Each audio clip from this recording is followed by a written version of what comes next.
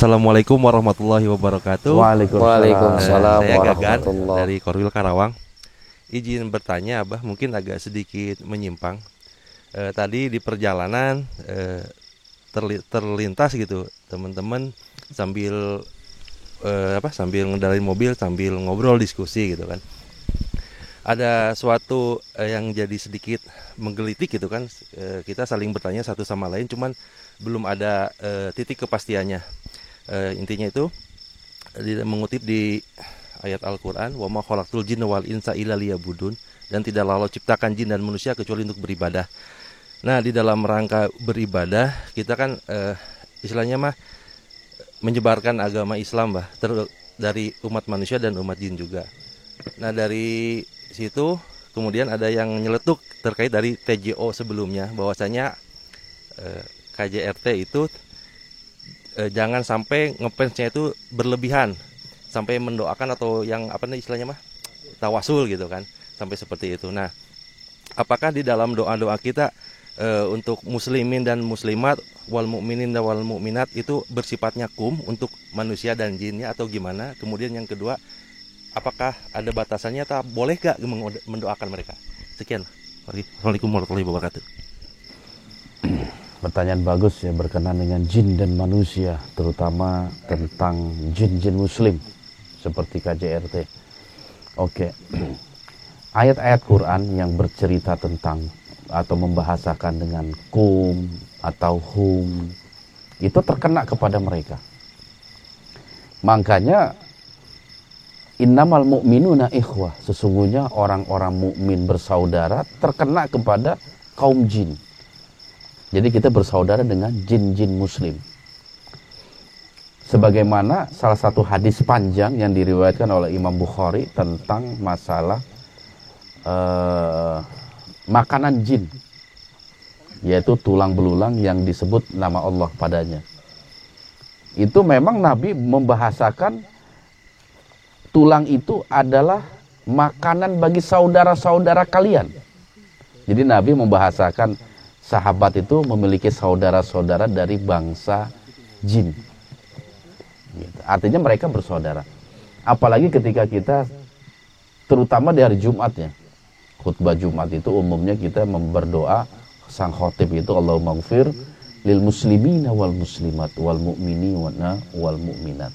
Itu terkena jin dan manusia yang muslim, baik yang masih hidup maupun yang sudah meninggal. Seperti itu dalam berdoa.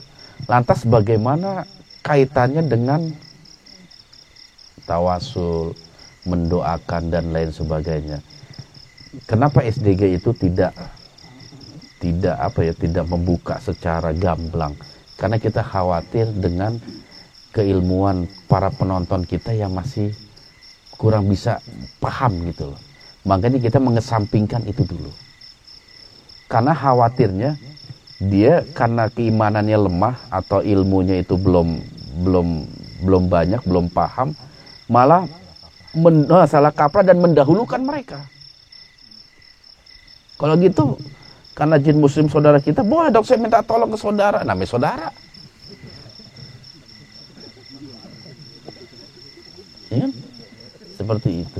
Dan kita juga boleh dong bersedekah dengan mereka, saudara, ngasih makan mereka. Kalau punya saudaranya senangnya dupa, kita kasih aja dupa. Oh itu saudara kita kok. Akhirnya seperti itu. Padahal urusannya nggak sesimpel itu. Kalau KJRT sudah jelas lah. Ini kalau kita mencoba untuk berkomunikasi atau mencoba membuka hubungan dengan mereka. Mereka bisa aja ngaku sebagai jin muslim. Dengan wujud jubah bla bla bla.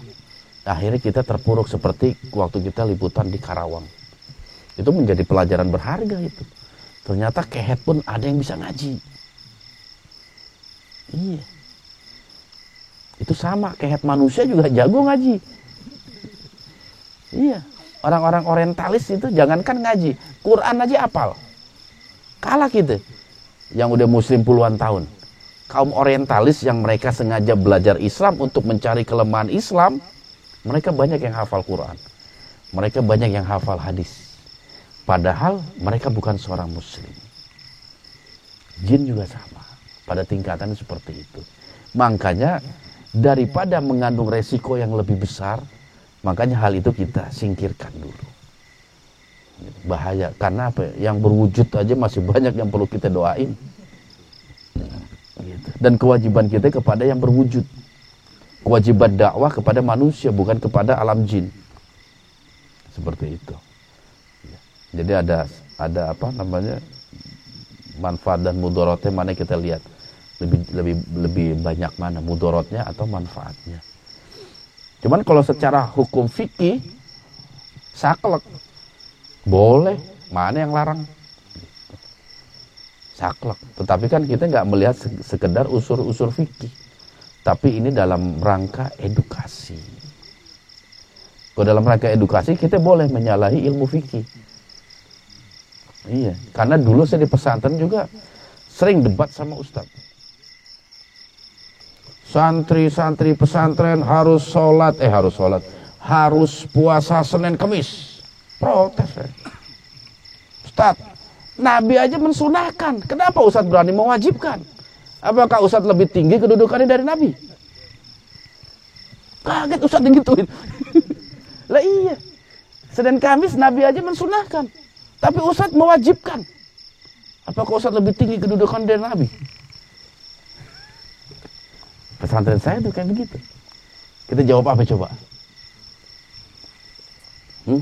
Jawabannya apa sama guru saya itu? Sholat duha wajib bagi santri. Ustaz, duha itu sunnah. Ustaz malah mewajibkan. Berarti sholat wajib sehari semalam 6 kali. Ada subuh, ada duha, ada zuhur. Kita bantah dulu Ustaz itu. Tapi dengan arif bijaksana, Ustaz saya ngomong gini, ini dalam rangka edukasi. Kamu wajib membaca Quran 1 hari 1 juz. Edukasi. Kalau ditanya dalilnya nggak ada. Tapi kalau dalam rangka pendidikan boleh diterapkan. Dalam rangka pendidikan. Seperti itu. Tapi kalau fikih saklek. Tapi dalam pendidikan sama halnya kita membahas masalah makhluk-makhluk gaib. Masalah pendidikan ada hal-hal yang kita memang tutup-tutupi dulu. Karena apa? Ya kita lagi coba memberikan pelajaran edukasi tentang dasar-dasar lah kita beragama atau kita beriman kepada sesuatu yang gaib. Termasuk eksistensinya. Tapi kalau berbicara fikih, saklek. Gitu. Paham ya Gagan ya? Mudah-mudahan bisa dipahami semuanya. Artinya dalam hal pendidikan, untuk mendidik seorang murid, seorang ini, kita bisa memotivasi mereka dengan aturan-aturan. Gitu. Wajib misalnya sholat tahajud. Ada beberapa pesantren yang mewajibkan sholat tahajud. Padahal sholat tahajud adalah sunnah. Mewajibkan puasa Senin Kemis. Padahal puasa Senin Kemis sunnah. Tapi dalam masalah pendidikan itu boleh. Bukan merubah. Gitu. Tapi masalah pendidikan. Seperti itu. Oke, yang lain silakan. Ada waktu 20 menit lagi.